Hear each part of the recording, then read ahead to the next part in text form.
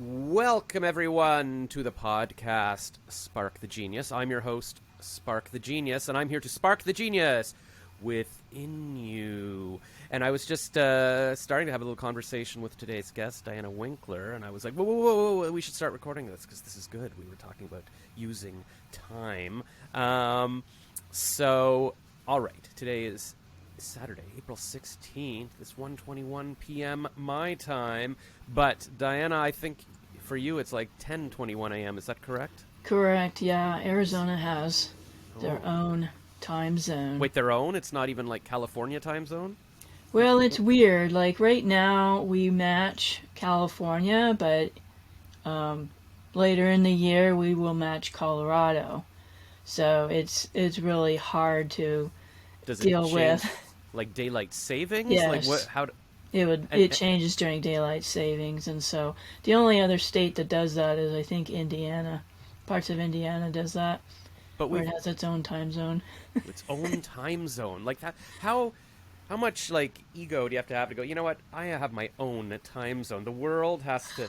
Maybe I should start having a Spark the Genius time zone, and they'll be like, "What time? What time do you want to meet?" I'm like, "Well, my time. It's it's 3:12 a.m. right now, or I don't know, whatever, just some arbitrary time. That's it. From now on, there's people say what time zone. I'm like, I'm STG, Spark the Genius time, and they'll be like, "What is that?" I'm like, it changes every day. It's hard to tell you. You'll just have to message me in the morning and see what time it is, depending on how much sleep I got. Well, first of all, I've decided what I want to do with my podcast is start off by acknowledging the audience and saying thank you for listening, because I know your time is valuable. And I'm trying to come up with a name for my tribe. I was thinking maybe calling the listeners Sparklers, because they're like little sparklers. Or they could be Sparks, but I'm Sparks, so it doesn't really work. Or Sparkies, but then you sound like a puppy. So Sparklers for now. Or Geniuses. Hello, Geniuses. Because I've noticed I like that. You like the Geniuses? Mm-hmm. Yeah, see, the genius part is kind of just something I wanted to be called Spark, like Pink or Sting, like just a one-syllable name and something visual. So I liked Spark, but I could never own spark.com or anything. So I added the Genius so that I could have the domain, but also it sort of summed up, because I didn't want to be like there's Tyler, the creator, and I'm like, oh, I like that, but he creates, but I create, but I'm also everything. But I thought it could all boil down to, you can be a genius at anything you do, kind of thing. So, and it's also, that's the way I help people. I spark the genius within you, blah, blah, blah. But even though that's the minor part of the name, maybe that's, hey, geniuses, like baby geniuses, like that movie Baby Geniuses. All right, so Diana votes for geniuses, but you guys can vote. I'm trying to figure out how to communicate with my community. I'm starting a Facebook group, and the idea will be that, after the podcast, everybody can meet in the group and we can discuss maybe once a week, or once a day. I don't know what. Talk about what we learned today. This is all just stuff I'm thinking of doing, and maybe I'll do it. So we'll see what the group thinks, what they want to be called. Like Lady Gaga calls her people the Little Monsters for some reason. I don't know if she has a Facebook group and she communes with them. But whatever. So yeah. So I want to say hello to my group, and then I was also thinking I would tell the audience, here's the plan. Like, if you're going to do what I do, you'll get up every morning, go for a walk or a jog for an hour, and you'll listen to a podcast. And maybe that's what you'd listen to. You listen to this show every morning for an hour, or while you go to sleep. Those are the two times I listen to podcasts. And then, so that's part of the community that I'm building. And so today, and another thing I thought of just before we started this podcast was, I should let the guest introduce themselves, because who knows themselves better than themselves, right? So I could be like, Diana Winkler, who are you? Tell us about yourself. Hey guys, I'm a singer-songwriter, and I'm an abuse advocate, and I am host of the Wounds of the Faithful podcast. And so that's the short story. No, I like that. That's your elevator pitch. And for those of you who are watching on the video platform of your choice, I was going to say on YouTube, but I don't even want to. Why am I selling YouTube? I don't own YouTube. YouTube doesn't own, and it's not helping me. So it's a video. Exactly. Maybe you're watching on YouTube, but there could be other platforms out there. So if those of you watching, you can see she's got a sign behind her. Those of you who are listening, I will describe it. So let's see. It doesn't fit all in the frame, but it's, I guess, DSW Ministries and Diana Winkler, and then she's got DSWministries.org. and that says public speaker, voice teacher, and what's the word, actor, or what's the TOR for mending the soul? A facilitator. Oh, facilitator for mending the soul. So you were saying you're an abuse advocate. I'm going to assume that doesn't mean you approve of abuse and you advocate for it. Oh no, quite the opposite. As I'm advocating for those that are abused. Right. And All right. so Mending the Soul is like a small group to talk about all kinds of abuse and process that abuse and heal from it. Yeah. I mean, it sounds. I mean, I'll assume you probably went through some kind of abuse. And Yes, I'm a survivor myself. Okay. Yeah. So what Tony Robbins does that I've noticed in his documentaries and his videos, he'll always say, what's your issue? And it's like, well, I was abused. It's like, okay, well, how are we going to turn that around, make it a positive? Now you're going to help people who are abused or survive, yes, whatever exactly. it is. And that's how you turn, Dean Graziosi says, turn your mess into your message. So that's what you've done. That's very cool. So I guess we could start with that. It's always hard to know when people are so multi-talented and stuff where to go. So you say it's a group. Like, how does this group meet? Well, before the pandemic, of course, we talk about everything pre-pandemic and post-pandemic. Yeah. I was teaching these groups in the church that I belong to, and then after the pandemic, we all switched to Zoom, and so I can help anybody in the world with the Zoom, of course, across multiple time zones. Yes. Yeah. Even my time zone. Yeah. Yes. So we have people all over the world meeting in groups of 4 with myself and my co-facilitator, Kelly. Well, that's cool. And so originally it was, and this is like for people to overcome abuse. So like you would sort of advertise it in your city and people would come, and now you sort of advertise it online and people can be like, oh, they can come from anywhere. Absolutely. Wow. It's funny because I think about before the pandemic a couple of years ago, I mean, the internet existed, but I don't know if it ever occurred to me to take a class online or to run workshops on Zoom. I don't think I'd heard of Zoom. Like, and again, it was all possible probably, but it was always just like, oh, is there a stand-up class across the street from me? Where can I do it? And now it's like, of course, I run groups online, or I interview people on my podcast online, or actually I did that a few times before, but no, actually I don't think I did. Maybe I did on Skype or something, but the technology, I don't know. It feels like we've advanced since then, and it's just assumed. It's almost the default now. We'll assume we've it's pivoted. Our whole lives have pivoted. Yeah, I like the pivot though, because it gives us a chance to. I mean, you're in Arizona, and we're just talking, and it's not even a question like, oh, what do you mean you're going to interview me online for a podcast? Because that's even in the TV shows, like when everybody had started interviewing people remotely, Jimmy Kimmel or Jimmy Fallon, they're interviewing people over Skype, and I'm like, oh, well, that's what I wanted to do. So now they're doing it, so it's totally legit. You don't have to come to my theater. So that's cool. So, and I mean, how long ago did you start doing your abuse groups? Like, did you decide, here's what I'm going to do? I'm going to do these groups. Like, how did that all come about? The Mending the Soul groups, I started doing them about 5 years ago when I came out of my abusive situation. There really wasn't any resources in 2008 for somebody like me.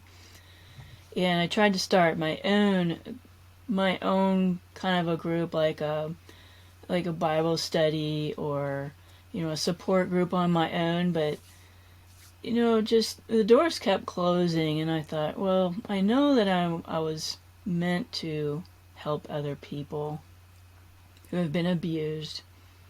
And it wasn't until I joined the church that I'm a part of right now with my now husband Brian that I asked the pastor's wife, hey, can I start like a Bible study or something for abuse survivors? And she's like, well, we already have a ministry for that.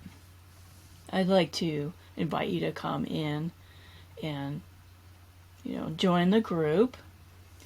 And so I took the group myself as a participant, and I thought, oh well, I'm already healed from my abuse. This was a long time ago, but I realized there were things that the corners were not swept out. There were rooms that I had not gone into. Mm-hmm. And I was really impressed with the group. They talk about every kind of abuse. And I didn't know that I was even being abused when I was in the situation, and discovered all the different kinds of abuses: emotional, physical, spiritual.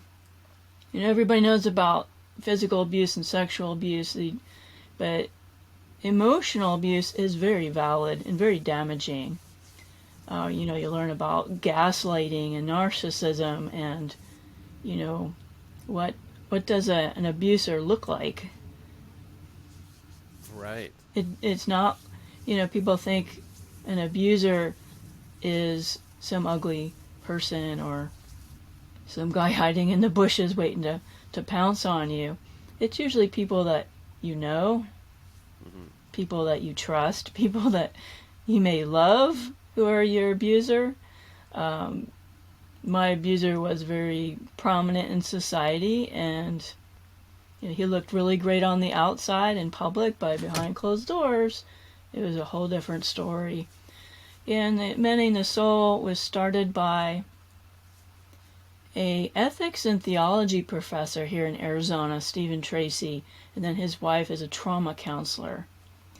And so they had some abuse from people that they knew that were missionaries overseas, and they had no resources over there, and so that inspired them to start this curriculum that lay people could go through and do these groups and help people to heal from any kind of abuse. Because not everybody in the world can afford private counseling services. It's very expensive, Yeah, for sure. I mean, I've even looked into therapy and stuff, and you're like, and when you're already stressed, you're like, can I afford, like, do I need the extra stress of paying for this kind of thing? Yeah, so that's... you can't always afford. The rest of the world cannot afford what the United States and Canada can afford, Mm-hmm. but they need help. And it doesn't mean that Mending the Soul or groups similar to that replaces counseling, because if you have mental health issues, I'm not a mental health facilitator. I'm not a doctor. I'm not a pharmacist. I can't do those things, but I can walk with you. I can cry with you. I can understand what you went through. I can just sit and listen to your story. I can say, I believe you. I'm here for you if you need me. And I think I can do those things. Those are those are very important. And I think my mom recently sent me an article. I was talking about, like, am I a life coach and stuff, and there was an article about, like, life coaches. I guess it was an expose on TV about a lot of them are scams or whatever, like, or the reporter would secretly contact the life coach. The life coach would be like, no, you don't need therapy, stick with me or whatever. So it's important to distinguish between the two. Like, if you need, like, a licensed doctor or a therapist, right. I mean, that's one thing. And in addition, or maybe instead, or whatever, like, a support group can be useful. Like, a lot of times there's people starting groups that are just for people in similar situations to talk to each other and feel heard and feel seen, and that's definitely valid as well. And that's what I hope to create and like to be a part of, just to feel less alone and have people to talk to. And so I mean, that's a great thing that exists for sure. So I'm glad. Yeah, I'm definitely trained. We go through a training process. I went on in person to a weekend training, and then I did some additional online trainings. And Mending the Soul, the folks that are in charge, they're constantly offering additional trainings for the facilitators. It's not that we don't have any training. We do. It's just we're not doctors. Yeah. Just know what you're getting into. Yeah, like, what people are qualified right, to do. How to facilitate the group. There are certain rules in the group that everyone has to follow. One, it's you do not repeat anything that goes on in the group.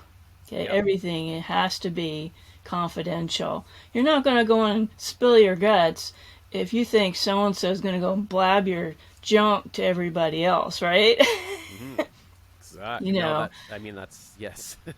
you don't try and fix somebody. You don't shove Bible verses down their throat. You don't diminish what their abuse is. Those kind of things. There's safe ways, and then there's not so safe ways. So we definitely get some extra training in that. So And some mending the people have told me that the Mending the Soul groups have done more for their healing than going to a professional counselor, which is pretty weird. It's interesting because I've been thinking about that lately. Like, would I learn from a life coach or Tony Robbins, who's not a doctor? Like, even when I was in university, I remember psych profs going, "Oh, Tony Robbins, he's not, he's not a doctor. None of this is scientific." But I don't know. I'm becoming disillusioned the more I read about universities and trained people. Like, there is training, but especially with psychology and stuff, I don't know necessarily that there's only one answer. Like, you have to go to a licensed doctor therapist, and another person just offering to listen to you, they're not valid or whatever. I think there's valid things it depends on the medicine, I guess. Like, I would want, if I needed heart surgery, I would definitely want a qualified heart surgeon. And I'm sure I'm sure coaches that are taking advantage of people and all that kind of thing. But I think, I don't know, just the in my old age and wisdom, I start to think, you know what, maybe not everything has to be necessarily like, well, unless you have a PhD in this, you don't know anything about it. Like, there's different ways to learn, different ways to help people.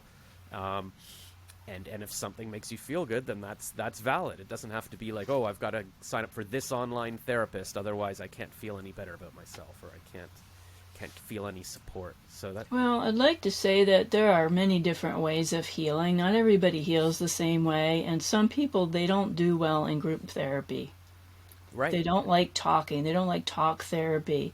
There are other ways to heal, like with animals, taking care of animals, or nature, or, some people like music Yeah. or art. There's many different forms of art that are very healing, that And there's create art therapists, expression. there's music therapists, Hmm. or whether you use one or whether you just take an art class, or and I know even just going for a walk every day makes me feel better. Once I get out of the house and I'm like in the sunshine, I'm like, okay, I feel better. And for sure, if I stop and pet a dog, I feel better. So all of these things, Exactly. you can learn yourself. Like, do I feel better when I'm walking a dog? Then do it. Like, you don't need a doctor's prescription to walk a dog or to go outside. And then it also makes me realize, you know what? We're all kind of on our own in this world. There's no doctor that's going to sit there. Like, what people say, like, oh, my doctor's going to get mad at me because I've been not eating well or whatever. Your doctor really doesn't.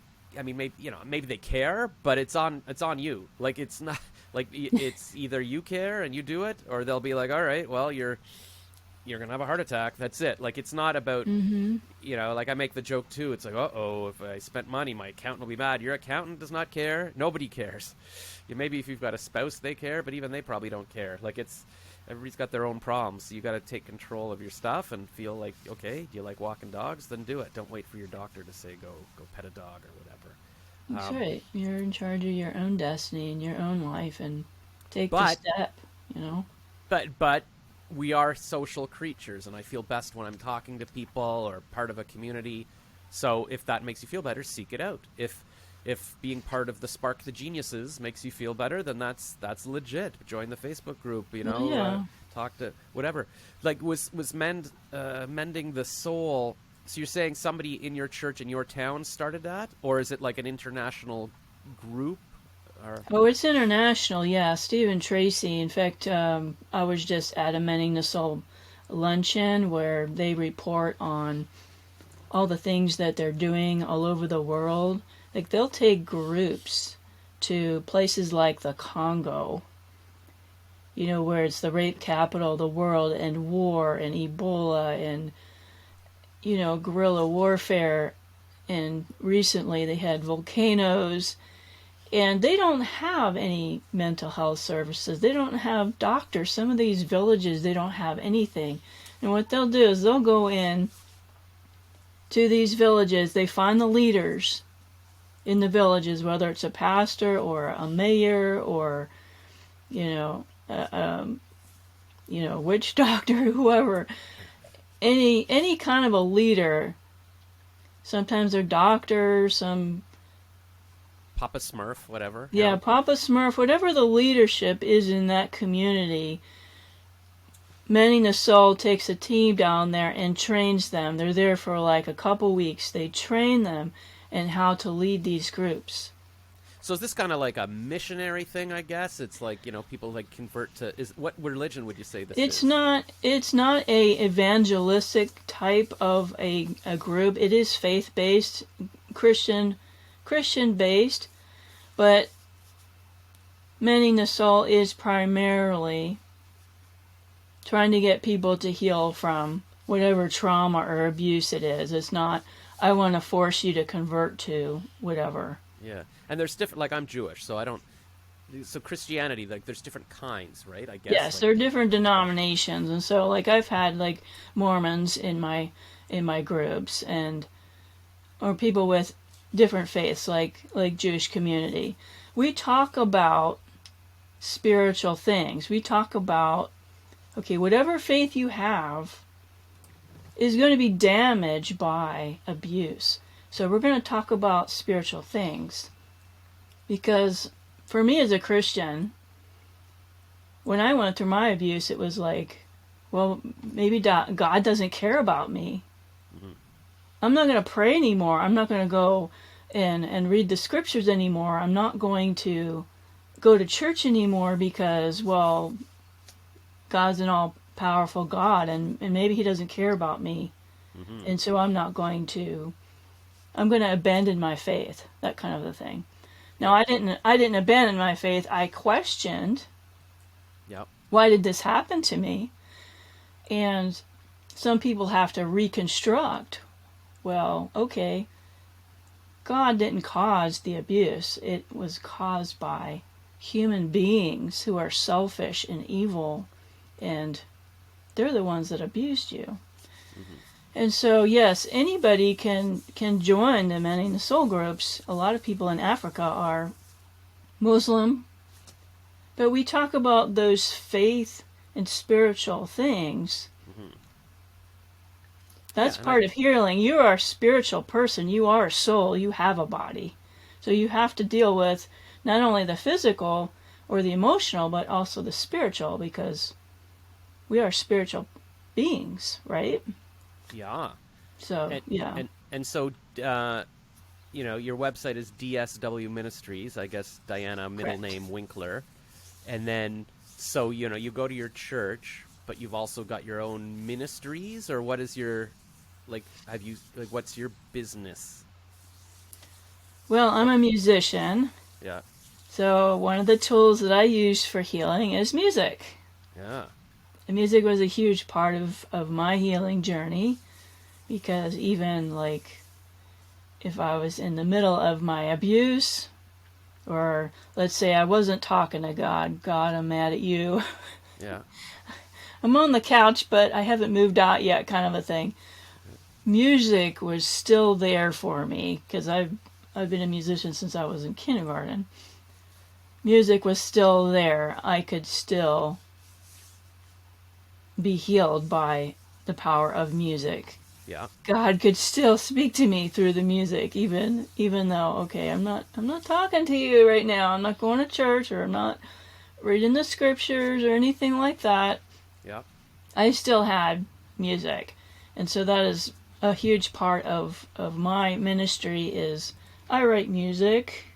My husband's a musician, Brian, and behind the camera here is his custom drum set and all the other instruments we have in here. I've got... Yeah, when you told me you're a songwriter, I'm like, oh, so I made sure my guitar was beside me today, and I haven't tuned it. And I don't know. My sister tells me that, oh, you can tune things with an iPhone app now. I'm like, I didn't know that. I thought I have to get new batteries for my old tuner I bought 30 years ago, but... Oh, yeah, see, it's out of tune. But I love music, and I haven't played songs in a long time, but that's one thing I want to do. It makes me feel better. I'm going to start maybe doing a song for TikTok every day or something, and that kind of thing. So yeah, as a Jew, like I don't know about ministry. So like, can I just, if I started like, say, could I start the Spark the Genius ministry, and that would just sort of mean like it's my support group for people? Like, is that what a ministry is? Yeah, ministry means that you are investing into somebody else and you're coming alongside of them and helping them rather than, okay, my goal is to be rich and make money. As like in a business sense, a ministry is more, my focus is to help those people, my target folks. So yes, you could. Maybe like this podcast could now be called like How to Start a Ministry, How to Minister to Others. Right, exactly. So yeah, you certainly can start your own ministry, and you pick who you want to help. And all right, Spark the Genius Ministries. It is officially founded, and anybody, I've been saying, like, I've been trying to boil it down to like, what is this about? What am I doing? It's like I'm trying to help people become happy, healthy, and wealthy, because I feel like those are the three kind of pillars. And it starts with being happy. Like, if you're happy, that's everything, really. Like, you don't even need the others, but you do need to be healthy, because if you're not healthy, then nothing else matters also. And then wealthy's just fun. Yeah. If you're happy and healthy, hey, why not be rich? Because then you can go buy Twitter or whatever Elon Musk is up to. I was thinking about that today. Like, somebody tweeted sort of as a joke, like, Elon Musk has $300 billion. He could give $1 billion to every American, but instead he's buying Twitter. And he's like, wait, what? That math isn't right. And he's like, and then his second tweet is, I can't believe people think I was being serious, whatever. But then I started thinking about it. 300 billion means, let me think, 1 billion is 1,000 million. Anyway, so even 300,000, $300,000 would be a lot of dollars if I had $300,000. Or if I had $1 million, that would be a lot of money. But he's got 3,000 million. Anyways, it's a lot of money. It's hard to wrap your head around. But I would like that and see what happens. I was watching a little YouTube video yesterday, and the guy was, it was like a panel on Fox News, and one of the guys was saying, you know what, this is just a good lesson for young kids. It's like, you get successful, you've got FU money. You can decide, hey, I'm not happy with Twitter, I'm going to buy it. Like, if you can get that kind of money, it gives you power to be like, I don't need to take your crap. So please donate all the money you have to Spark the Genius Ministries, and I promise to use it for only good, as defined by me. Were you working a job before you became public speaker, voice teacher, facilitator? Oh, I still work a day job. I've had this ministry for 11 years, and my accountant says, I've never made a profit. See, I'm not a very good marketer, okay? I'm not very good at social media and marketing myself, so that's probably my downfall. But yes, you're on a podcast right now. I mean, that's pretty good. Yeah, I'm on a lot of podcasts. I have my own podcast, and but the whole algorithm thing. It's you tough. know about that. It's tough. But it's also it's always changing. So I feel like you can't beat yourself up like, why didn't I get big on social media 20 years ago? Well, there was no social media 20 years ago. Well, you could have been big on Vine 5 years ago, and now it doesn't exist. So you can always shift it up today. Like, today, just on my Facebook feed, this woman showed up with some funny, or not a funny, but it was a video saying, I asked my husband why he never took cute, candid photos of me, but then, and then he showed me, and then it's like all these candid photos he took of her, and it's sad music, and it's like, oh my God, he was taking photos of her all along. But I was like, oh, I'll follow her, let me check her out, and it looked like she's got a profile, but her profile is 55,000 followers, and so I messaged her, and I was like, hey, sent her a little video saying, so you have a profile? Because I'm always trying to figure out, do I use my profile or my page? And she sent me back, I haven't read the whole thing, but it was something like, yeah, I was using a page, but now you can, on your profile, you can, Facebook lets you become a digital creator where you can make money from your reels, even from your personal profile. And I don't think we have that in Canada yet, but that's a whole new thing, right? So this whole thing where it's page or profile, which I've been Googling for 10 years, it's like it might be moot now because it's always changing. So just, decide what's big today. Reels are big now. They love reels. So I was thinking for Instagram, I'll just produce reels. Like, forget wasting time posting photos or little videos. Like, here, everything's a 10-second reel. If that's what they want to promote, if that's what people like watching, then do that. And then but I also want to turn this podcast into a reel. Maybe this will be the reel. This will be my 1-minute reel right now. It's the clip from the podcast. And today's tip on the podcast is, I don't know, how to get big on Instagram or how to turn your podcast clip into a reel. I don't know. I can't keep up, to be honest with you, on the trends.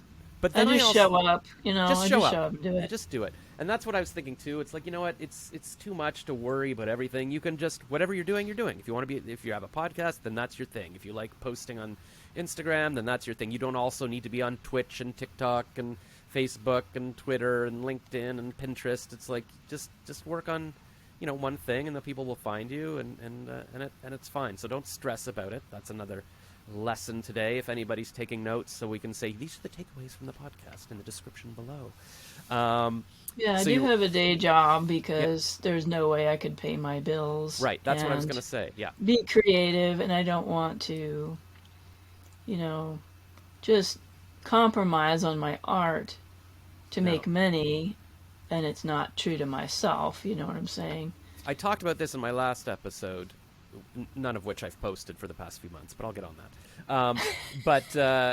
I was saying that what I've learned, I think it was from Ty Lopez, he said a while ago that, you don't have to, not everything you do has to make money. Like, say you own a condo, you don't have to rent that out for money. You can make money other ways. And that kind of told me that, yeah, you know what? It's not, if you have a day job to pay the bills, great. And then you can do your podcast or your speaking or whatever, and don't stress about, people say, you've got to make money doing what you love. If your podcast isn't making money, don't do it. It's like, I don't agree with that. I think you can make money in different ways. Whatever you got to do to make money or to live as well as you can, then do that, and also do the rest of the stuff. You don't have to monetize everything. It can be fun to do a podcast or your TikTok videos.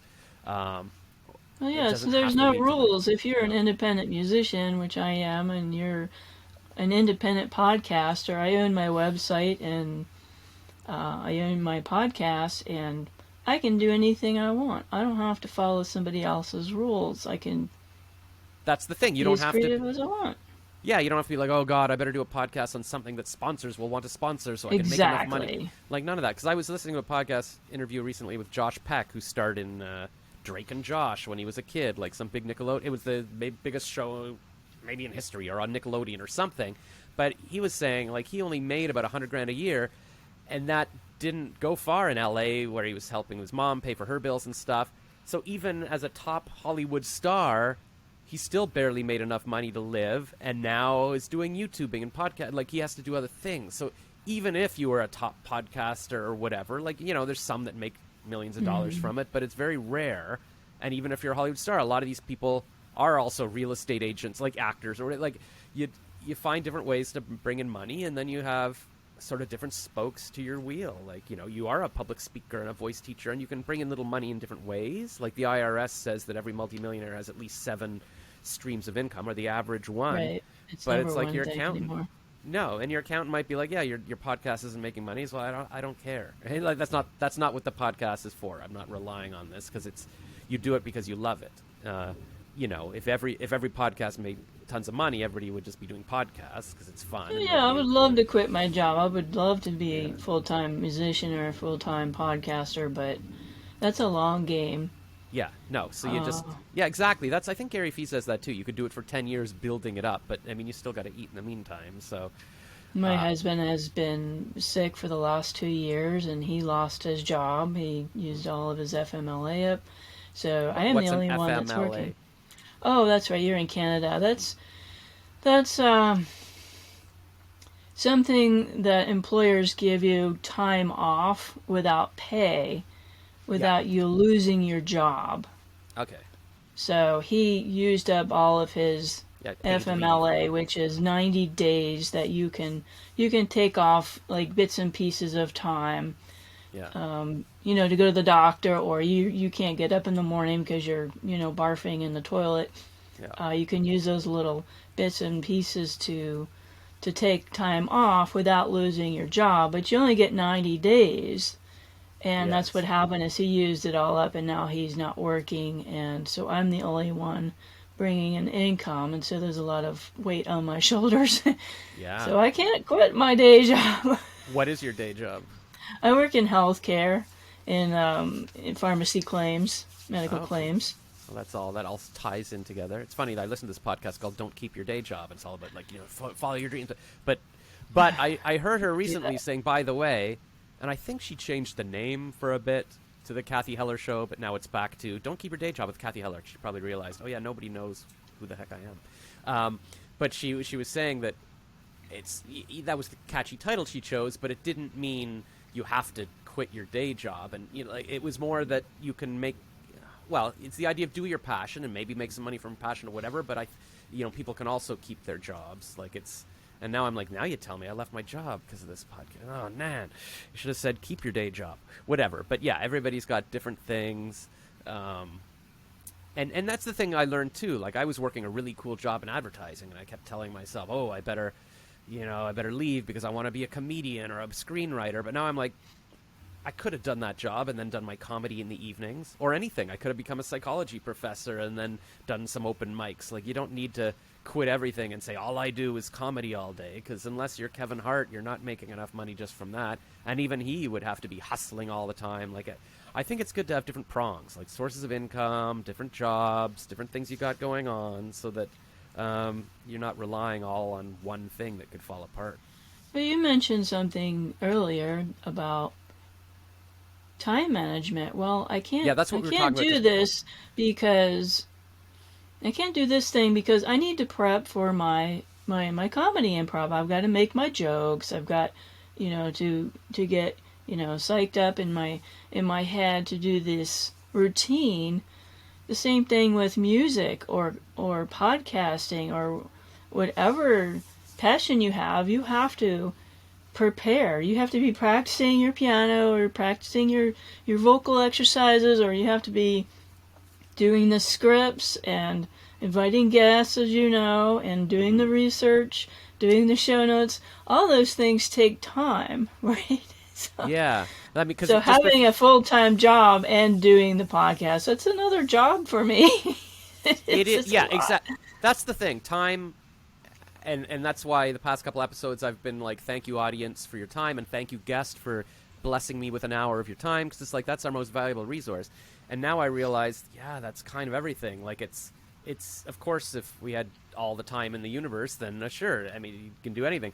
But because just before we started recording, I was saying, yeah, I was supposed to be, like, somebody asked me to door knock for a politician today from 1 to 4, and I had to do a Zoom improv class just before this call, and I'm like, so, and I mean, I did it. I enjoyed it. It was fun, but she wanted me to sit in and give her, and I'm like, why? This is her business running these improv classes. Why am I, I have this thing where I feel like, oh yeah, I should help people every time somebody asks me to do something, but I should be more strict with my time. And so I'm not doing the politician door knock, because first of all, I want to be my own politician. Why am I helping other people? And second of all, I've got my stand-up class tomorrow, so I don't have, it's just going to stress me out. Like, I spend 3 hours doing that. Now it becomes 4 hours walking there and back, and now I've got nothing for my class. So I'm like, no. I'm going to be strict with my time. And then when we were talking about this before, I was like, oh, we should record this, because you were starting to say, yeah, it's hard to manage your time. How do you do all your different things? One thing that I keep coming back to is on the James Altucher show, he was saying that everybody's like, well, how did you write a book, James? Like, it takes so much time. He's like, yeah, well, for example, if you don't watch Game of Thrones, now you have another 180 hours of time to write a book. Like, yeah, so we do Not on use Facebook all freaking day, then. yeah, well, that's the thing. Like, every time I open it, now I'm watching reels of a woman with her husband's pictures of her. Why did I there's people out there in the world that we need the audience. There's people that will spend time watching the reels. But if you're like us and you want to create, you don't have time to watch people's reels about her husband taking pictures of her. And that time just sucks away. So, like, I'm sure if I actually boiled down what time I use during the day, and I've done this before, like a few years ago with a woman I was sort of dating. We sat down twice to make a schedule. From 7 to 8, you get up and do your exercise. 8 to 9, you buy your stocks. 9 to 10, you interview somebody for a podcast. 10 to 11, you draw a cartoon. I never did any of that schedule, but it kind of showed me what you could do during the day if you're strict with the time. And I want to start doing the daily podcast so that, this will take an hour to record or whatever it is. But then I have to go add the descriptions to the files and pick a screenshot for the thumbnail and put it on YouTube. And like all That's that the takes reality. maybe another hour or something. So I just have to be strict about the time and do it. But I could do it if I'm not door knocking for someone else. So it's all about. So I guess you were saying, like, do you have any tricks on how do you manage the time and your day job and your other multiple jobs and your ministries and all that? Yes, I have to have a schedule. There's no way around that. Mm. I have to have a very strict schedule since I am dealing with my husband's illness and his dealing with his doctors, and I'm doing everything, juggling everything. I've got a garden, Ooh. and I have, my full-time job, and it's open enrollment season, so for 4 months we were working overtime, 10 hours a day. Tips and tricks for time management. Yeah, I decided to hire a social media manager because Ooh. I did not want to spend all this time on social media doing all the posting. I didn't have time for it. I don't enjoy it. I like Yep. interacting with people, but I don't like the process of doing the posting and coming up with the right graphics and all that stuff. No. So I hired a social media manager, and yeah, we're getting some people that are interacting with the posts. How did you find this manager? Are they like in Oh, a it was foreign just country? interviewing a few different people that I could afford. There's some people are like $500 a month, which I can't afford Yeah. on my salary. But this other company, Social Nova, they have like a starter package for $95 a month. That you get 3 different social media platforms of your choosing, and you give them access to a Google Drive, and you put all the stuff on there, like photos and maybe some podcast episodes or your bio and stuff, and then they go to work and they post for you. Oh, that's fun. So Were you just Googling social yeah, media managers and you picked a because few? I was like drowning. I'm like, okay, I'm Yeah. not getting anywhere. So I decided to do that. I have a huge yard, and since my husband's sick on disability, I can't have him in the front yard mowing the grass, and Yeah. because people are watching, even if he's feeling well for the day. No, you can't go out there and fix the sprinklers because if somebody's taking pictures. Oh, We'll for be the in big insurance kind trouble. of thing. Oh yeah, insurance fraud. They'll think, well, if you're on disability, you're not disabled, you're not sick because you're out front with the lawnmower. So I was doing Yeah. that all summer last year, and it gets 120 degrees here in the summer, and I'm up at 6 a.m. every weekend out there watering the plants and mowing the grass. And so I decided this year, I'm like, I'm not doing this again. So I hired a landscaper this year to do my yard. That's good.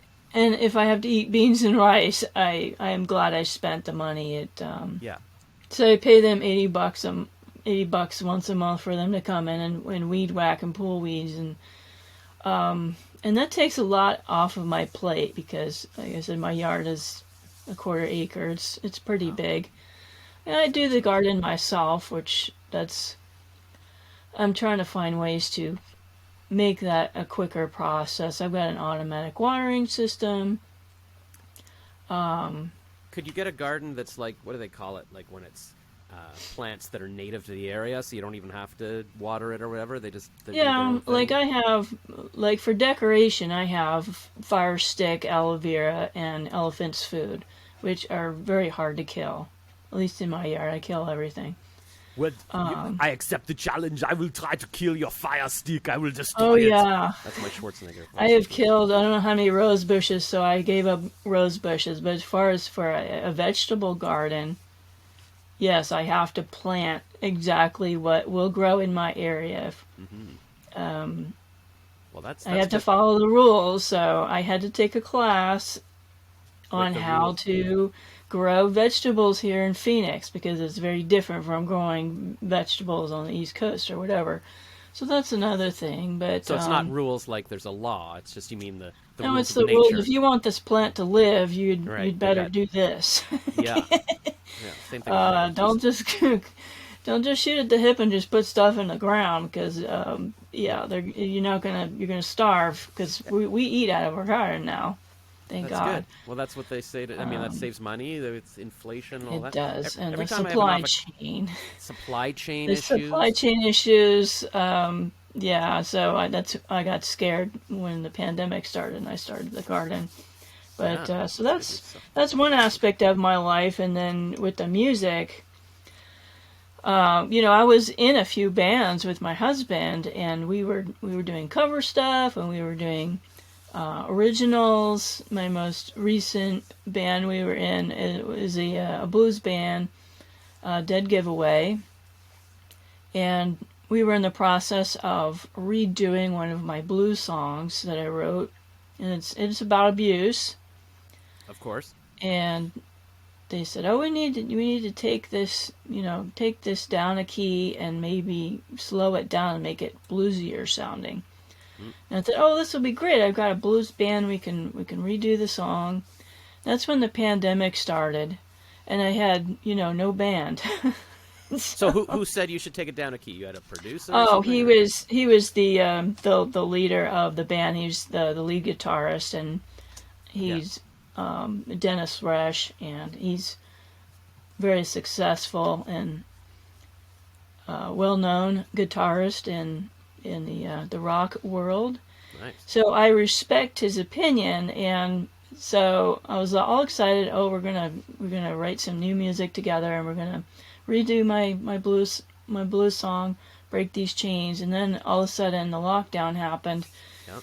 and my husband got sick, and so I have nobody to help me create this music. And I've got two pianos already, and I've got a guitar, acoustic guitar, an electric guitar, bass guitar, but I never got past the finger bleeding stages with the guitar, so I Mm. stick with the piano. Yeah. Started piano in college, and my primary instrument is my voice. I'm a classically trained singer. So anyway, I thought, well, what am I gonna do? I can't create any music because I don't have a band, and it's kind of boring, just me by myself. And so I bought a Roland Juno synthesizer. Oh wow. It's 88 keys. So now Is I've got is three pianos. it just a piano has 88 keys normally? Yes, I know this because correct. with my niece, when I was visiting her recently, for some reason we just counted all the keys on the piano, and I remember it was going to be a number that I'm going to remember this, and I remember it was 88 because I'm like, that's an easy number to remember. It's something Yeah, that's a cool. full keyboard. There's Yeah. there's others that you can get, 60, 59. You can buy smaller keyboards if you don't want a huge full I used to size have one. I used to have these little mini synthesizers, like my grandparents had one at their apartment and stuff, and but I don't know how to play the piano anyway, so I don't really know how different it was.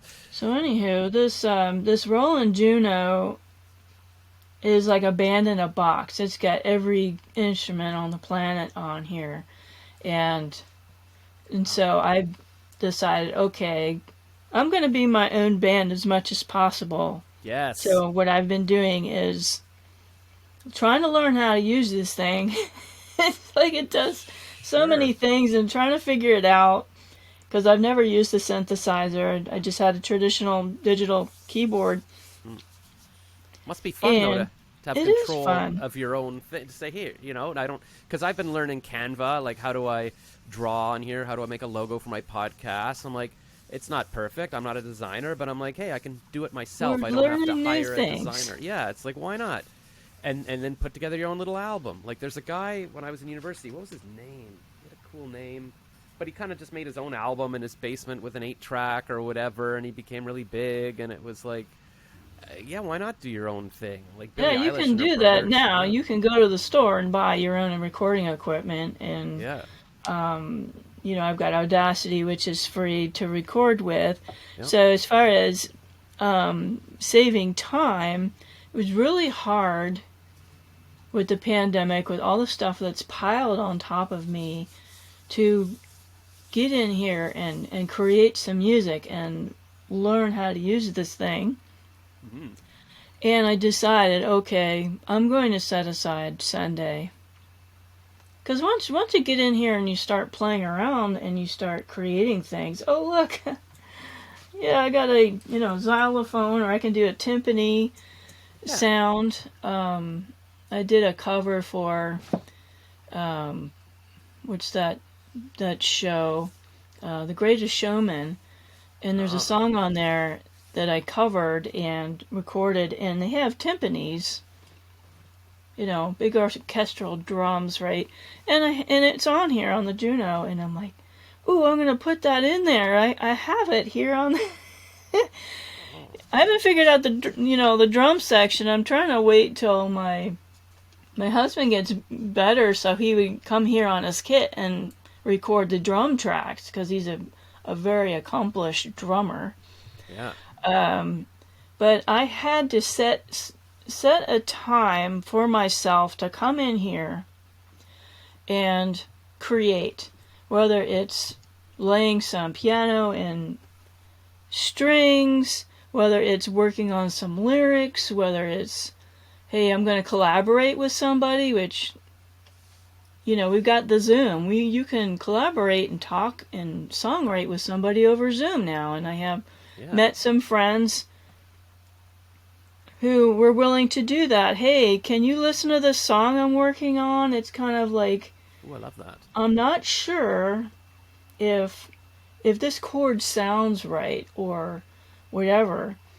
So I've had to decide, hey, I'm going to come in here on Sunday mornings. My husband sleeps usually till 12 noon, so it's quiet. And I'm going to record. Is this like a shed in your backyard or something? Oh no, we have a music studio. That's where I'm at. It's a music studio. It's not a shed, but we knocked a few walls down when we moved in, and so the drum set takes up half of the room, and then we've got a place for anybody from the band that came in would stand, and then my section here has my Juno, it has my podcast mic, my computer, all this stuff here is my music and songwriting books. What are those books behind you? Is this the Nightmare? Like, are those all just books? These are all my podcast guests behind me. Oh, so they all wrote the books. They all wrote the books, and I usually feature their books if they're on the show.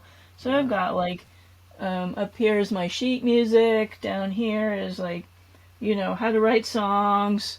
I love it. It's so inspiring to be around books. I remember I had a girlfriend who just loved books, and she saw a picture of a chair once that was like bookshelves built into it. She's like, oh, that's my dream, to sit within the books. And I thought, that's just a waste of space. What do you need books for? You can just look up anything online. And well, she guess what? No, books are good. Guess what? If the internet goes down, guess what? You don't have any books. You have nothing. No, and there's something comforting about books. Like, if I go to the library now, I'm like, oh, it smells like a library, like when I was a kid, and you hold the book and you read it, like it grounds you in the world. And there's something where you're saying, like, you just need to book off the time, and that's, because I was all like, oh, how do I use Canva? But when I said, okay, I'm going to spend 2 hours figuring this out today, you sit down and you just book out that space, and then you do it. Or you say, okay, I'm going to spend an hour working on my guitar, or figure out the piano or whatever. And I think that's it, because with our phones and laptops, like, it's too easy to get distracted by things. And they were saying, like, multitasking doesn't exist. You can't do two things at once. So it just means you're working on one thing a little bit, and then another thing a little bit. It takes you a while to get into the flow, and if something breaks the flow, now it takes you another 10 minutes to get back into it. So just, book off the time and use your time efficiently. And what you've done is you're like, it's worth $80 a month for somebody to weed the garden, and now I've got other things I can do. Or it's worth... what else? Oh, the social media person. Yeah, because even as I was telling you, it takes me an hour to record the podcast. Well, I need that time because nobody, it's me talking. I can't outsource that. But then when I'm like, oh, it'll take me an hour or two to get the file up, that's not the best use of my time. Like, I could hire somebody else to do that. And I enjoy it now. Yeah, virtual assistants. I'll do it. But yeah, like, I mean, I read The 4-Hour Workweek by Tim Ferriss a few years ago before I left my job, and he was all, and this is 10 years ago, so it was all, you know, there's even more you can do now, but he was all like, get a virtual assistant, pay somebody in Vietnam $5 an hour, whatever, to do whatever, reply to your email. Like, there's so much you can outsource that other people are happy to do, and they're good at it, and then you do what's best for you. So it doesn't mean like, oh, I can't waste money. Like, it's an investment. It's not a waste of $80 for somebody to do your garden. Yeah, if they're doing a good job, you have to underline that. If they're doing a rotten job, like I tried to hire somebody to do the editing of the podcast. I enjoy editing, but it's like, you know, 3 hours of my time to edit an hour podcast, and I'm very picky. And I hired somebody that was affordable.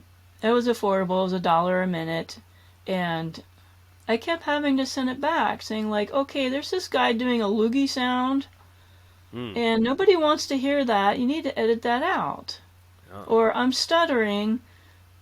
You know, I don't want people to hear me stuttering and repeating myself.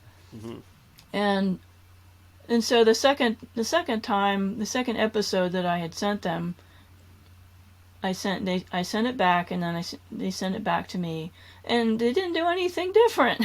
They're still like, forget it. I'm going to edit myself. Yeah. And save, because my podcast is usually, you know, 50 to 60 minutes, so that's $60 out of my pocket.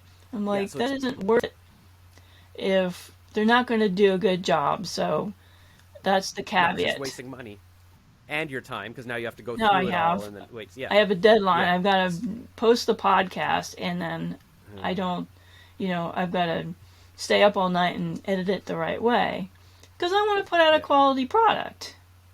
You know? So that myself, I don't care about quality. You don't care. That's kind of my stand-up act. Like, you know, if I waited until my comedy was good, I wouldn't be doing this show right now.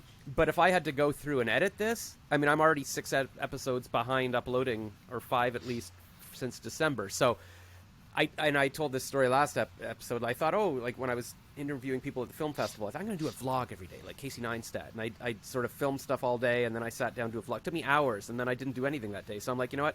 I'm just going to upload this. This is a raw file. Here's our hour interview, and I'll just upload it.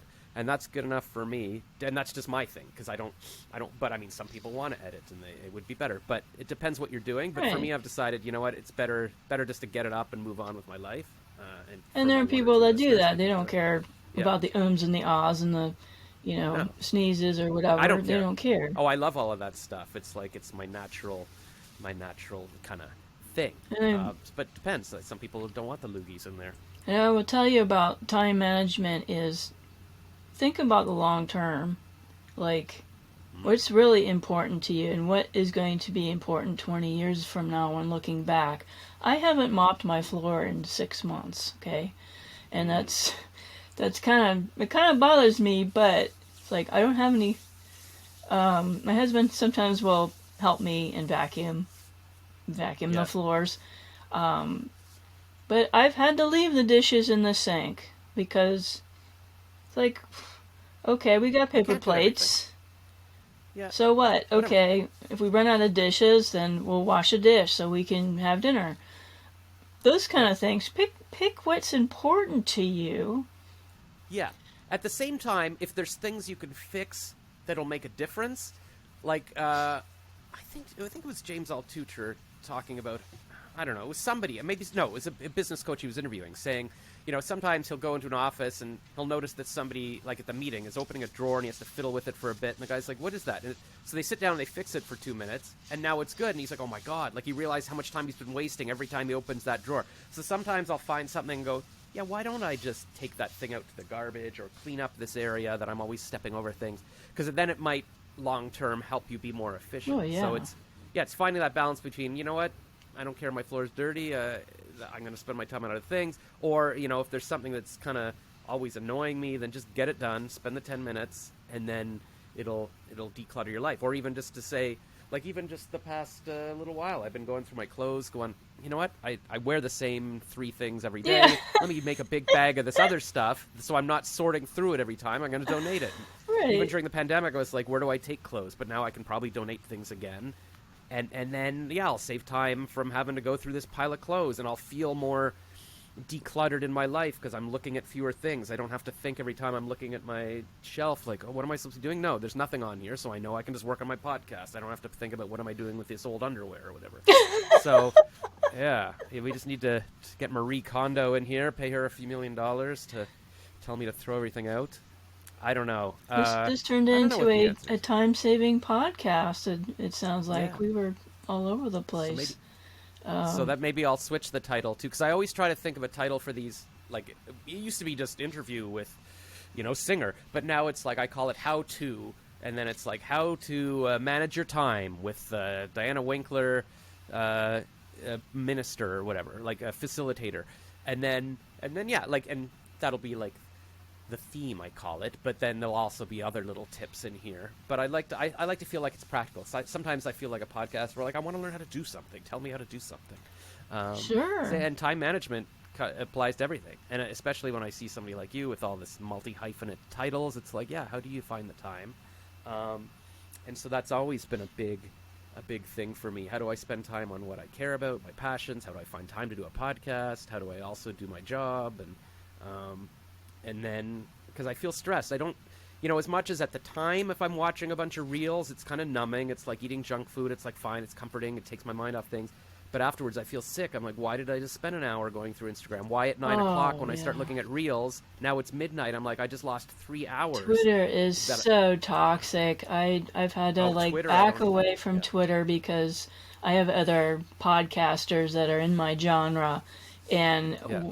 two of them were at war with each other, and they're like fighting and mudslinging on Twitter, and I was like so disappointed, and I'm like, I'm not even going to do that. I'm not going on Twitter right now. I can't deal I with never used Twitter, and a couple of months ago I thought maybe I'll try Twitter. So I waited in there a little bit, and I was seeing all these things from therapists. I mean, everybody on Twitter is just complaining, like I'm so oppressed, or people being mean to me. Like, Right. just stop whining, just do your thing.